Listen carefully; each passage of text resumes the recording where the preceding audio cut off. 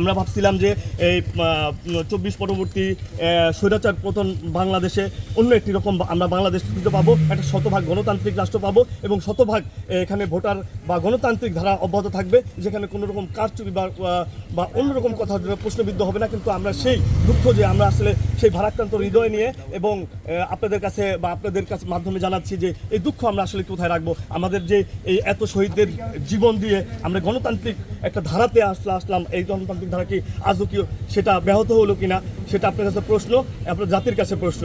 আপনারা এই জিনিসটা জাতির কাছে তুলে ধরবেন। আজকে কিন্তু আমরা চাইছিলাম যে আজকে একটু সুন্দর একটি বাংলাদেশ নির্মিত হবে, ডাকসুর মতো সুন্দর এমন একটা 24 পরবর্তী সময়ে যেখানে শতভাগ গণতান্ত্রিক ধারা এবং সেখানে কোনো প্রশ্নবিদ্ধ থাকবে না। সেখানেও আমরা আজকে প্রশ্নবিদ্ধ হলাম। আমরা আজকে লজ্জিত, জাতি আজকে লজ্জিত।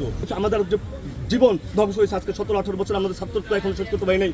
এই যে ইতিহাস তা ছিল নির্মম আর হচ্ছে ভয়ঙ্কর। সেই ইতিহাসগুলো স্মরণ করলে জাতি সবাই জানে, এই স্টুডেন্ট, এই জাহাঙ্গীরনগর বিশ্ববিদ্যালয় এবং বাঙালি জাতিরা জানে কি নির্মম 17 বছর আমরা নির্যাতন সহ্য করেছি।